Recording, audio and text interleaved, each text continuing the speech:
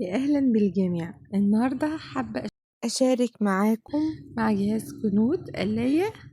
الحقيقة الجهاز ده منجز بشكل مش طبيعي، وبيقدم لنا الأكل الصحي زي المقلي بالظبط في الزيت، وكمان أحسن وأفضل.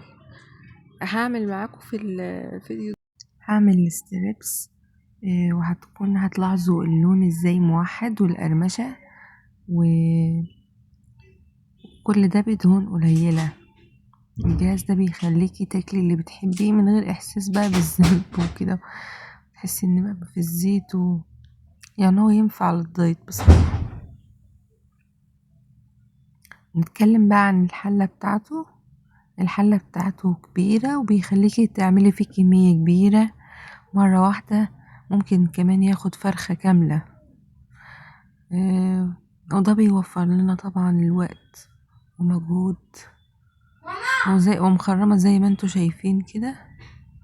وفكرته ذكية بصراحة، لانه بيضمن ان الهواء السخن بيلف حوالين الاكل كله بالتساوي، علشان كده الاسترس فيه بيطلع مقرمش من فوق ومن تحت، ومش بيطلع فيه اي جزء طري.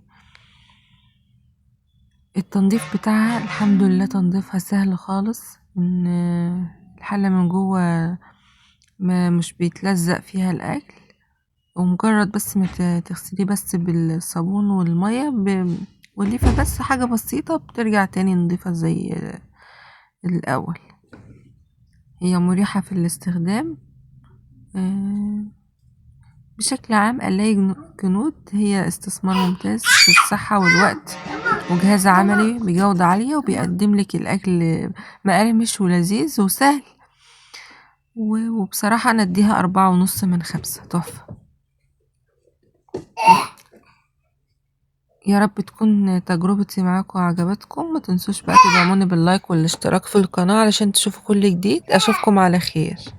باي باي.